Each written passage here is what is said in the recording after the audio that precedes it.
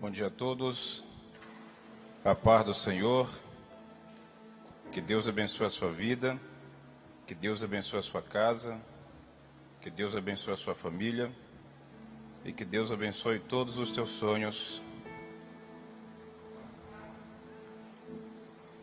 Lucas, capítulo 10, o verso 27.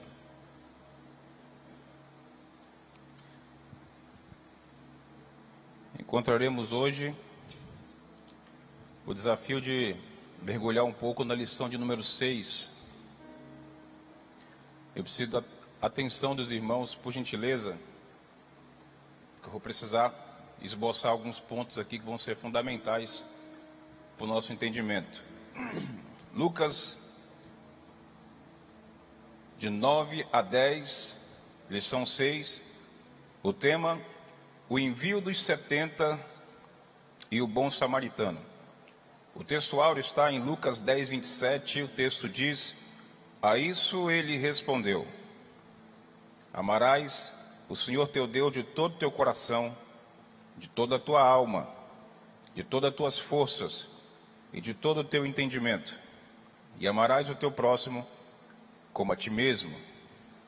A verdade prática diz: o amor a Deus e ao próximo, recomendado por Jesus, só se torna realidade através da evangelização e discipulado que fazemos pelo exemplo de vida complementado com palavras. Por favor, siga-me na leitura geral, que está em Lucas 10, de 25 até o 42. Eu leio um verso, os irmãos, por favor, leia o seguinte justamente comigo. Lucas 10, a partir do 25, diz: e eis que se levantou um certo doutor da lei, tentando e dizendo: mestre, que farei para herdar a vida eterna?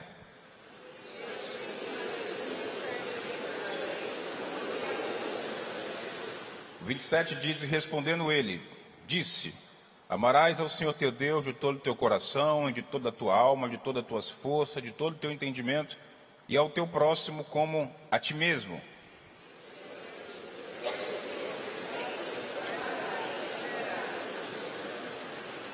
O 29 diz: ele, porém, querendo justificar-se a si mesmo, disse a Jesus: quem é o meu próximo?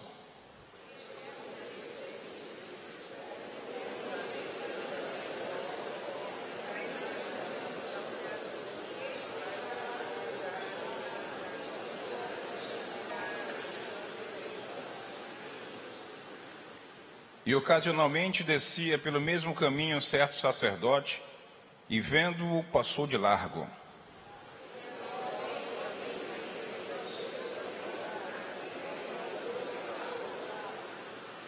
Mas um samaritano que ia de viagem chegou ao pé dele, e vendo-o, moveu-se de íntima compaixão.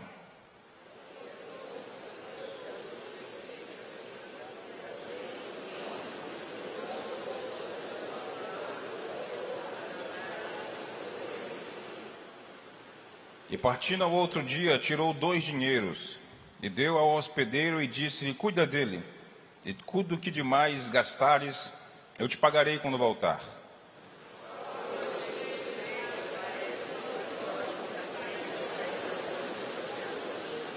E ele disse o que usou de misericórdia para com ele. Disse, pois, Jesus: vai e faze da mesma maneira.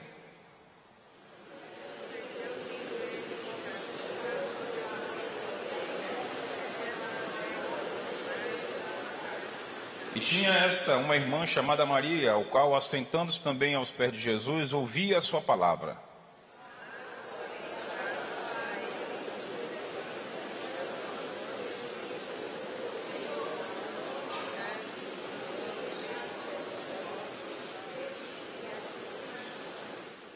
E respondendo Jesus, disse: Marta, Marta, estás ansiosa e afadigada com muitas coisas. Todos juntos? Mas uma só é necessária, e Maria escolheu a boa parte, a qual não lhe será tirada. Pai, em nome de Jesus, a tua palavra está exposta, pedimos misericórdia, em nome de Jesus, por favor, não permita que a gente volte para casa da mesma forma que entramos aqui. Hoje pode ser o dia em que o Senhor vira a chave da nossa vida através da iluminação da Tua palavra. Obrigado, em nome de Jesus. Quem está aí, diga amém. Sente, por gentileza.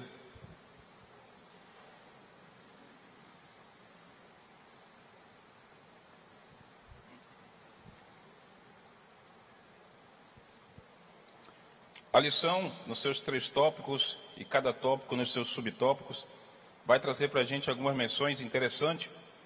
E na própria introdução, você que tem o seu material de apoio, que é a nossa revista, na própria introdução, eu vou procurar correr um pouquinho para atingir o objetivo. O texto diz o seguinte: nos capítulos 9 e 10 de Lucas, Jesus envia seus discípulos com poder e autoridade. Observe o esboço do autor. Jesus envia seus discípulos com poder e autoridade para expulsar demônios, curar os enfermos e anunciar o reino de Deus.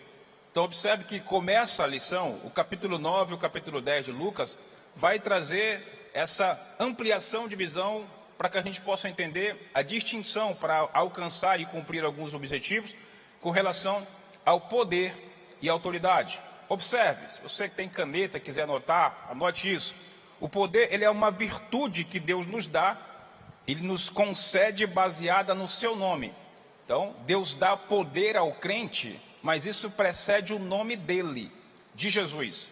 Poder é uma virtude que Deus concede a nós, baseada no seu nome. Mas a autoridade é uma virtude que só funciona mediante a obediência e a fidelidade de quem recebeu o poder. Então, vou repetir. O poder é algo que Deus concede a nós baseado no seu nome. Não é por mim, não é pelo que eu sei, não é pelo que eu visto, não é pelo quem sou, não é pelo que eu tenho, é pelo nome dele. E através do nome dele eu tenho poder. E esse poder me prepara para a autoridade. E essa autoridade, ela é condicionada. E é condicionada à obediência e à fidelidade. Os irmãos estão aí? Então, quando você perceber o texto, Jesus aplicando, eu vos dou poder, é de mim, e autoridade, a partir de você.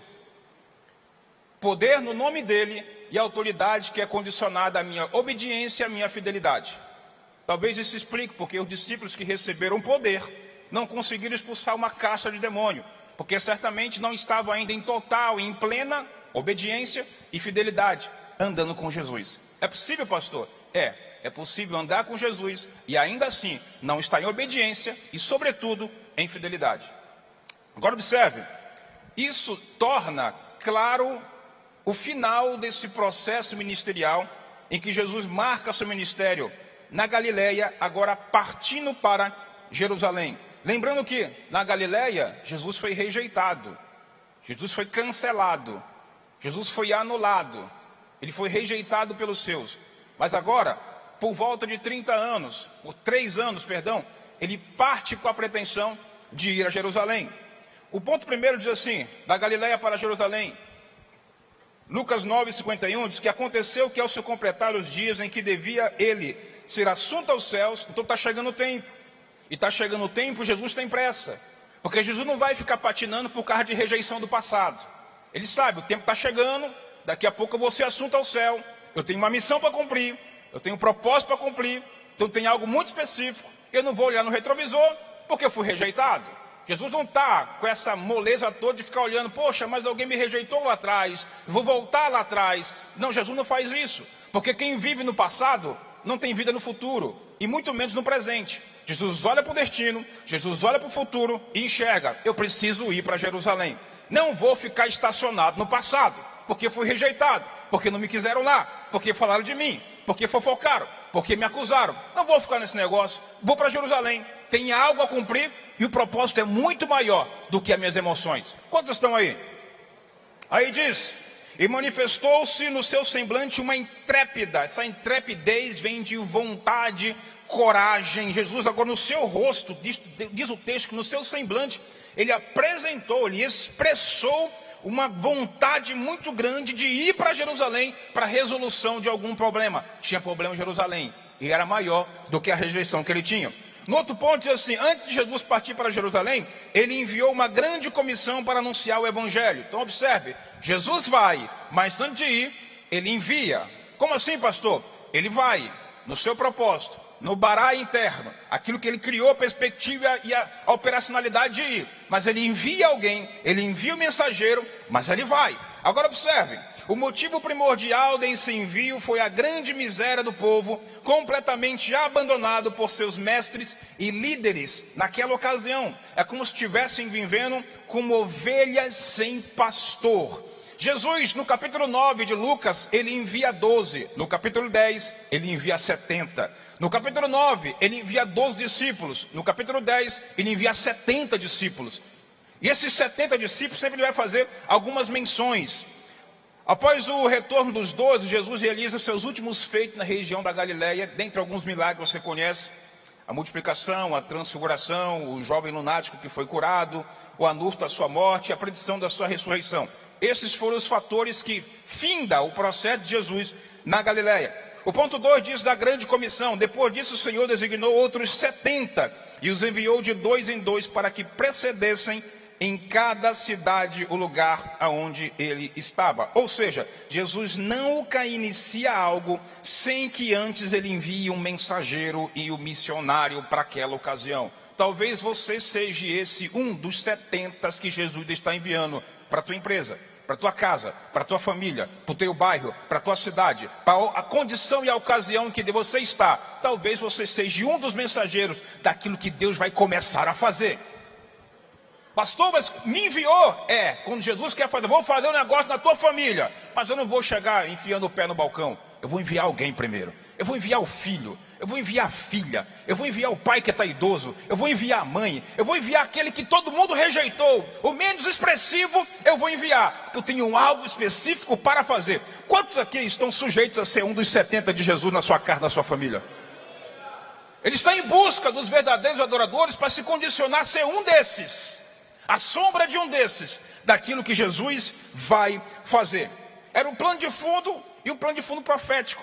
Primeiro ele mandou 12, que dá um pano de fundo lá atrás, para 12 tribos. Agora ele enviou 70, que também dá um pano de fundo para algo profético, desde Gênesis relacionado no verso 10, que dá uma sombra de projeção em alguns números que são muito especiais de Deus nessas ocasiões. No terceiro ponto vai falar sobre os trabalhadores da seara. Ele envia 12, ele envia 70 para algo específico, mas agora ele faz um questionamento em relação à obra, aos trabalhadores. O verso 10, capítulo 10, no verso 2, olha o que ele diz.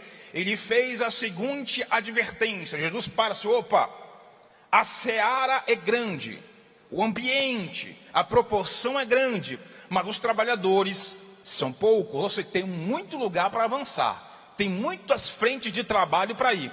Tem muitos flancos para cada um estar lá. Então não adianta vocês discutirem, mas rogai ao Senhor da seara. A obra é dele. Ore ao Senhor que mande trabalhadores para a sua seara.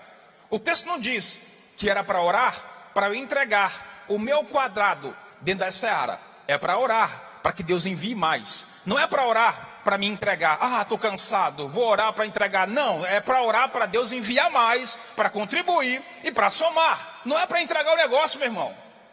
Não é para entregar aquilo que é atribuição e função sua. Se Deus te chamou e você tem convicção no chamado, você tem certeza de que a voz foi dele, não foi nada de um profeta, não foi de um sonho, foi ele, a voz do Senhor.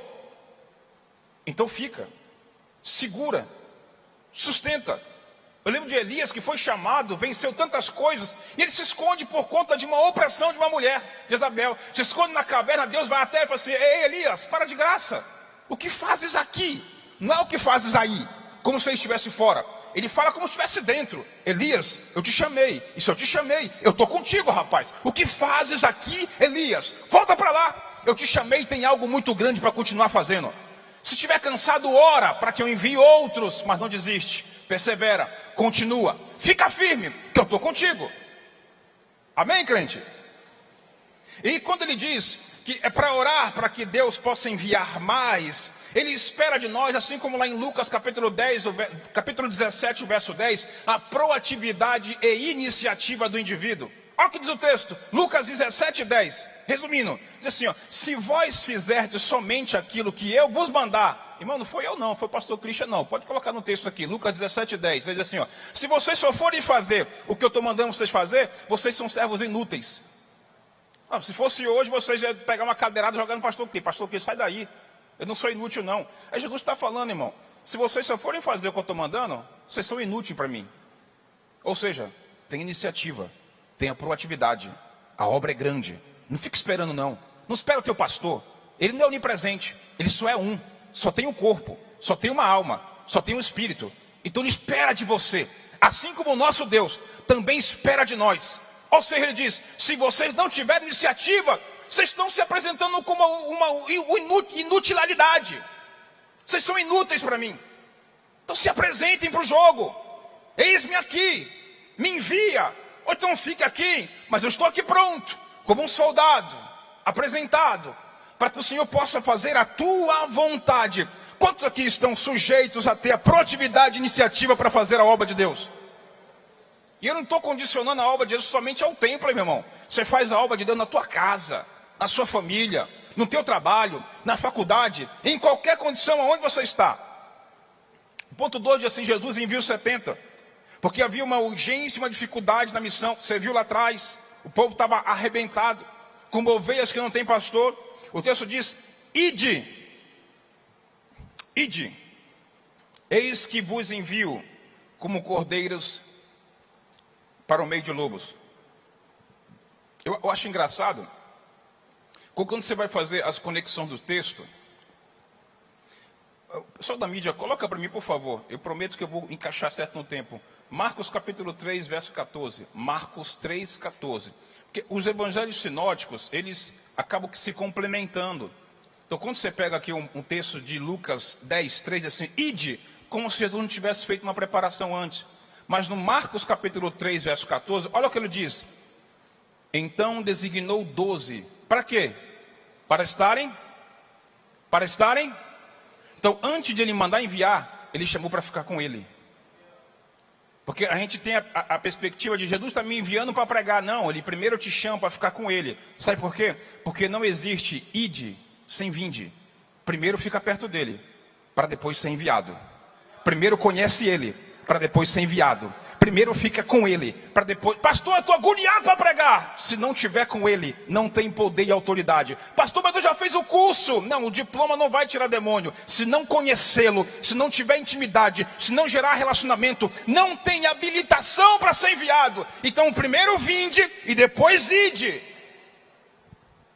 Então perceba que em Lucas 10, 3 diz, ide, mas esse ide é resultado do vinde. Eles já estavam com ele, para depois enviados a pregarem. Eu percebo o texto que diz que eles não estão sendo lançados aos lobos, mas no meio de lobos. Jesus não é louco, irmão, não é irresponsável de jogar assim, agora vou jogar vocês no meio da cova aqui, no meio dos lobos. Não. Ele não te enviou lá para morrer. Ele te enviou lá para fazer a diferença. E que se for fazer um paradoxo do contexto aqui, é meio irregular a aplicação. Como é que ovelhas vão converter lobos? O lobo está feroz, o lobo tem dente afiado, o lobo está louco para comer alguma coisa, age por instinto, mas você não. Você é um dos enviados. E aquele que é enviado carrega a autoridade e o poder do Espírito Santo. Amém? Jesus também fala para não levarem bagagem, ele fala sobre a bolsa, o alforje e a salvação. Ou seja, aqueles que ele envia, você não pode ficar congelado na sua preocupação pessoal. E agora, como é que vai ser minha vida? O que é que eu vou fazer? E o meu concurso? E os meus status, a minha vida? Não tem. Aquele que ele envia tem que ficar seguro de que o comer, beber e vestir, essas coisas ele garante. Então não tem bolsa, não tem alforje e não tem saudação. Preocupação pessoal, preocupação com a sustentação da obra, ele vai sustentar. E muito menos falar aquilo que ele não mandou falar. Eu dizer, não parem para saudar ninguém, vão e façam somente o que eu estou mandando. Não, mas eu quero dar uma palavra. Não, eu não estou te mandando para dar palavra, eu estou te mandando para cumprir uma missão. Não, mas eles querem que eu dê uma saudação. Não é para saudar ninguém, é para ir cumprir a missão é X, então não tem Y, não tem K, é X, vai para o propósito, vai para o objetivo. Tem um foco, é esse aqui. Mas se eu quiser parar no meio, o problema é seu. Mas eu dei uma ordem. Você tem a missão. você pode comprometer aqueles que estão ao teu lado. Você tem a missão. Amém, meu irmão? O terceiro ponto fala da autoridade e a atitude dos enviados. Essa autoridade, a atitude dos enviados faz e chancela neles como se fossem embaixadores do reino de Deus. Então, observe, cada um dos irmãos que aqui estão, eu tenho plena convicção de que você recebeu um chamado e uma vocação específica de Deus, e isso faz de você um embaixador do reino de Deus. Você liga a televisão, liga a internet, é bonito, pessoal, o embaixador da ONU, o Ronaldo Fenômeno, embaixador da... Eu queria ser, bom, se você é embaixador do reino, para de graça. Você não precisa de uma faixa no teu peito, você é embaixador de uma realidade espiritual que é eterna. Ser embaixador da ONU, da FIFA, daquilo que for, é temporário, mas você é embaixador daquilo que é eterno. Tome atitude. Você tem poder e autoridade. O terceiro ponto diz: missão cumprida com alegria. Então eles regressaram os 70 possuídos de alegria, dizendo: Senhor, os demônios nos submetem pelo teu nome. Eles estavam agraciados, emocionados. Senhor, o que a gente faz foi muito grande. E agora? É como se Jesus trouxesse os spoilers do João capítulo 15, 5. Vocês fizeram tudo isso, né? Mas observe: sem mim nada podeis fazer. Mas não foi a minha oração, não. Não foi minha oração forte? Não foi. Não foi o óleo que eu trouxe de Israel? Não foi óleo, rapaz. Foi meu poder. Foi a minha autoridade. Você só foi o canal. Você só foi o instrumento. Não é você, síndrome de Lúcifer. É a mim que estou fazendo. Você só é o vaso, rapaz. Mas eu sou bonito. Isso pouco importa. Havia um querubim que era rico em formosura e sabedoria, e foi lançado por conta da iniquidade, da soberba e arrogância que foi encontrada dentro dele. Então não é você. Você só foi enviado. Você só é o soldado que está ali para cumprir uma missão. Amém? Outro ponto diz assim: Jesus advertiu para que eles não pudessem ser enrolados com a soberba, mas que eles pudessem lembrar do nome deles escritos no livro da vida. Lucas 10, 20 diz que o nome dele está escrito no livro da vida. Ou seja, eles têm um nome escrito porque obedeceram, porque são fiéis. O teu nome está escrito condicionado à tua obediência, à tua fidelidade. Não foi porque Deus te achou bonito aqui na terra. Pastor, Deus, o que ele achou de mim? Não sei, mas quando ele olha, ele vê pecador, que merece a condenação. E mediante a tua fé em Jesus Cristo, e a tua obediência, a tua fidelidade. Porque lá em 1 Samuel diz que obedecer é melhor do que sacrificar. Então a obediência te faz um embaixador de Deus aqui na terra, e te condiciona para que o teu nome possa permanecer escrito no livro da vida. Você tem um nome lá, não é Crônicas de Nárnia não, é Crônicas de Jeová, e o teu nome está lá, crente. Ponto 3, o bom samaritano e a visita de Maria, de Marta e Maria. O texto de bom samaritano está aqui em Lucas 10, o verso 25, diz assim, Lucas 10, 25. E se levantou um certo doutor da lei, então o doutor da lei agora foi questionar com Jesus. E ele interroga Jesus. Ele diz: bom mestre, o que farei para herdar a vida eterna? No verso 28, verso 27, ele dá as condições daquilo que ele já cumpriu. Ou seja, eu já estou me justificando, e agora o que é que eu preciso fazer? Ou seja, adianta logo para mim aí o que é que eu preciso fazer para assinar aqui o boleto da vida eterna. Porque a legislação da lei, os regulamentos eu já cumpri. O que é que eu preciso fazer? Aí 29, ele porém dizendo, querendo justificar-se a si mesmo, disse a Jesus: e quem é meu próximo? Do contexto anterior que eu estou falando. Quem é meu próximo? Ao 30 diz: e respondeu Jesus, disse: descia o homem de Jerusalém para Jericó. Ele descia de Jerusalém para Jericó, por causa da bacia. Era um platô, era maior. Jerusalém lá no alto, Jericó lá embaixo. E o texto diz: e caiu nas mãos dos salteadores, os quais despojaram, espancando, se retiraram, deixando meio morto. O verso 31 diz: e ocasionalmente, Lucas 10, 31, descia pelo mesmo caminho um sacerdote, vendo, passou de largo. O 32, e de igual modo, também veio o levita, naquele lugar, vendo, passou de largo. Perceba que no 31, o sacerdote passa no caminho. O caminho é mais distante. E no outro verso, diz que agora passa o levita, e passa de perto. O sacerdote passou de longe. Por que passou de longe? Porque lá no Antigo Testamento, Levítico, Deuteronômio, diz que ele não poderia chegar próximo daquele que estava solto, sanguentado, sem procedência alguma. Pela lei era pecado. Ele olha, eu vou obedecer a lei, não precisa ter como. Ele olha e fala assim, não, se eu for lá, vou quebrar a lei, então não vou. O levita vê de longe, o sacerdote não foi? Pois também não vou. O teu exemplo arrasta, positivamente ou negativamente.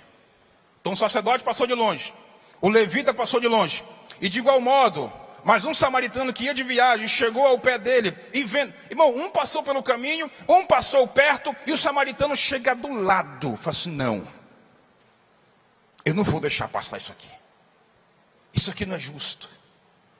E o texto diz, e vendo o samaritano, moveu-se de íntima compaixão. Nós estudamos na semana passada, lá em Lucas capítulo 7, 13, quando Jesus olha para a viúva de Naim, diz assim, encheu-se de íntima compaixão. Olha uma projeção de Cristo aqui, encheu-se de íntima compaixão. O texto 34 diz assim, aproximando-se, atou-lhe as feridas, aplicando os azeites e vinho, e pondo sobre a sua cabeldura, levou-o para uma estalagem e cuidou dele. Nessa estalagem, na época, ficava rico e ficava pobre, não tinha classe social para ficar na estalagem. Eu vou terminar. E o 35 diz, e partindo no outro dia, tirou do dinheiro, deu ao hospedeiro, disse, cuida dele, o que demais gastares, eu pagarei tudo quando voltar. Não sei se você está conseguindo perceber uma semelhança aqui. O sacerdote não quis chegar perto. O levita também não quis chegar perto. O samaritano, que era rejeitado, que era cancelado, que não tinha um prestígio, ele chega, ele ata as ataduras e coloca o óleo. Esse óleo tipifica e dá sentido à unção da cura. E após esse óleo que ele derrama sobre ele, ele coloca o vinho. O vinho denota e remete vida. Então ele cura e dá vida. E observe o texto. Depois que ele pega esse que está no chão, todo arrebentado, cheio de feridas, quase morto, ele bota na sua cabeldura, leva para a estalagem onde tem rico, pobre de todas as classes sociais, diz assim, ei, cuida dele. Essa estalagem, ela representa a igreja. Você só cuida dele. Quando eu voltar, eu vou pagar. É como se alguém estivesse aqui nessa manhã e falasse assim, pastor, não estou mais aguentando, a minha igreja tem muito problema, eu estou sentindo oprimido pela célula que eu estou começando a levantar, as pessoas reclamam, questionam, murmuram, não são presentes, mas ei, ele já falou, cuida dele, cuida dela, quando eu voltar, deixa que eu te pago. Não, fica tranquilo, isso não vai ficar em vão, eu vou pagar quando eu voltar. João disse, não se turbe o vosso coração, crê em Deus e também em mim, na casa de meu pai há muitas moradas, e se não fosse assim não teria dito, vou preparar-vos o lugar. Ele está voltando, meu irmão, ele está voltando, meu irmão, então não te agonia, não te apressa, fica tranquilo com ele, ele vai pagar todo o trabalho que você está tendo com aqueles que estão feridos, lagados por lá. Fique de pé, por favor.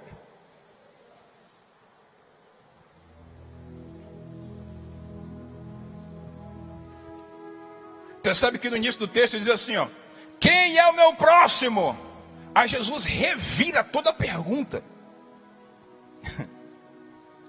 No 36 diz assim, qual desses três parece que foi próximo daquele que caiu nas mãos dos esbofeteadores ou dos salteadores?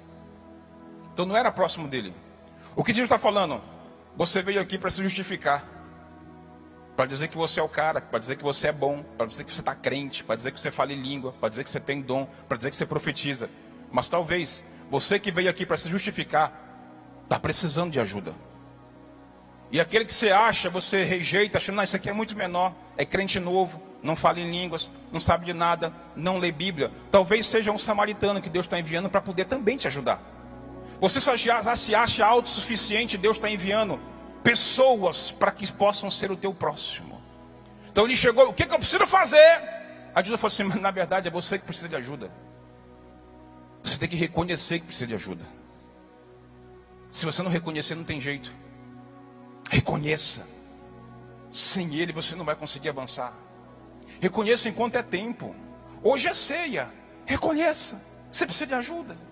Reconheça. Para findar, vai falar o contexto de Marta e Maria. Jesus sai daqui, vai para a casa de Lázaro, encontra Marta e Maria lá em Betânia. E quando chega lá, ele vê Marta e Maria. A Marta sai correndo para a cozinha, para a pia, para algum cômodo da casa. Vai fazer as coisas. E a Maria se joga aos pés de Jesus.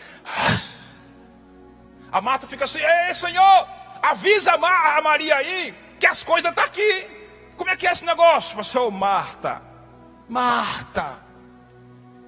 O problema de vocês é que vocês entendem que fazer as coisas para mim resulta em intimidade.